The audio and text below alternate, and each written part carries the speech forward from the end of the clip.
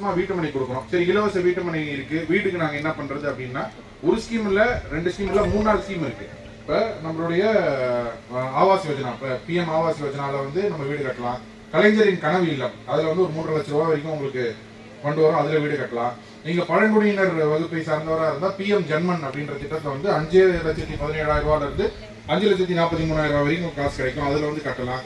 இது எதுவுமே இல்லை, நான் நல்லா கொஞ்சம் பெருசா வீடு கட்டிங்கன்னா எனக்கு வந்து ஒரு கடன் உதவி மட்டும் கொடுங்க வந்து கேர் பண்ணிப்பாங்க. அதனால வந்து இந்த குழந்தை திருமணத்தை வந்து தயவு செய்து நீங்க வந்து ஊக்குவிக்க வேண்டாம். குழந்தைங்களை வந்து படிக்க வைங்க. குழந்தைங்களை படிக்க வைக்கிறதுக்கு பல முயற்சிகளை நம்ம வந்து எடுத்துட்டு இருக்கோம். இப்ப நம்ம கிட்ட வந்து பெண் குழந்தைகள் வந்து படித்தா அவங்களுக்கு வந்து கொடுக்கக்கூடிய புதுமை பெண் திட்டத்தில் வந்து 1000 ரூபாய் மாசத்துக்கு வந்து கொடுக்குறோம். தமிழ் புதல்வன் திட்டத்தில் வந்து 1000 ரூபாய் மாசத்துக்கு கொடுக்குறோம்.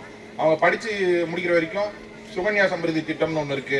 அவங்க படிச்சுட்டு அவங்களுக்கு வேலைக்கு வந்து சரி, வேலைக்கு போற இடத்துல எங்க தங்குறது அப்படின்னா விடியல் ஹாஸ்டல்னு ரொம்ப பாதுகாப்பான ஹாஸ்டல் வசதிகளும்